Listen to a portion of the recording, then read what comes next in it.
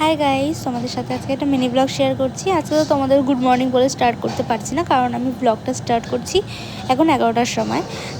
রীতাদি এসেছিলো আজকে আমাদের বাড়িতে 10:30টায় মেহেন্দি পড়তে।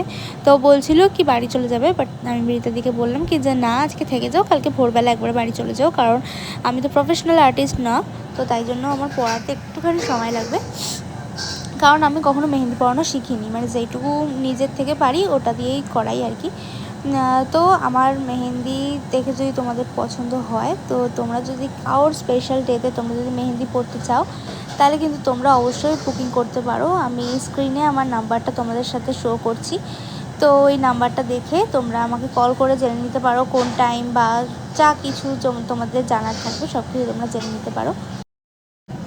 দেন এখানে 12টা 12:30টার সময় আমি আর রীতাদি খেতে বসে গেছি। এখানে রীতাদির দুটো হাত তখন আমার পুরো কমপ্লিট হয়েই গেছিলো, শুধু আপার পোর্শনটা বাকি ছিল, তাই জন্য এখানে মা খিচুড়ি বানিয়েছিল আজকে। আমি আর রীতাদি খেতে বসে গেছি, তারপরে তারপর আমরা আবার আপার পোর্শনটা কমপ্লিট করব। আর এখন দেখো 1টা বাজতে যায়, এখন বসেছি আবার কমপ্লিট করতে। এখন ভেবেছি পুরো আপার পোর্শনটা কমপ্লিট করে তারপরে ঘুমাবো। এই দুটো হাতের নিচটা পুরো কমপ্লিট হয়ে গেছে, আর রীতাদি দেখো এখানে পুরো ঘুমিয়ে পড়েছে। ইত্যাদি পুরো গভীর ঘুমে পুরো নাক ডাকতে শুরু করে দিয়েছে। তো তারপরে আমি কমপ্লিট করে রাত 3টের মধ্যে ঘুমিয়ে পড়েছি। তো দেন পরের দিন সকালবেলা আবার তোমাদের সাথে এই ব্লগটা কন্টিনিউ করছি, কারণ ব্লগটা কালকে থেকে শুরু করেছিলাম, তো তাই জন্য আজকে সকাল থেকেও কন্টিনিউ করছি। আর আমি কালকে যেহেতু আমার জ্বর ছিল, তো আমি ড্রয়িং করাতে যেতে পারিনি, তো তাই জন্য আজকে আমার ড্রয়িং করানো ছিল একজনকে 9টা থেকে, বাট সে বললো কি যে একটু দেরি করে আসলেও কোনো প্রবলেম নেই। তো তাই জন্য আমি এখন 9টা থেকে আমার ড্রয়িং ক্লাসে আমি চলে যাচ্ছি ড্রয়িং করতে। তারপর ওখানে ড্রয়িং করে তারপরে আবার যাব হচ্ছে আমার স্টুডেন্টদের বাড়িতে ড্রয়িং করাতে।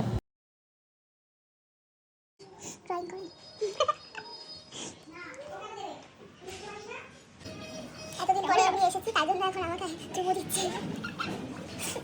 শাইলি পাগল হয়ে গেছে আমাকে দেখে। হাই গাইস, সত্যি অনেকদিন পরে এসেছো, সিরিয়াসলি এতদিন পর দেখে পাগল হয়ে গেছে সত্যিকারের। আর বলবো, দেখাই যায় না এখন, হারিয়ে যাচ্ছে আস্তে আস্তে, বিজি মানুষ। আমরা এখন আঁকছি গাইস, আপনারা দেখবেন ঠিক আছে আমরা কি কি আঁকছি। আমি গাইস পেন্সিল খুঁজে পাচ্ছি না। না এটা ঠিক না বলা, এটা ঠিক না। না না না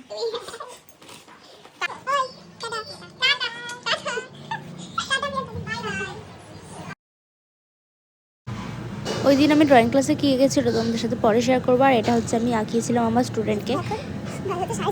এখন জাস্ট আমি শ্যাম্পু করে আসলাম।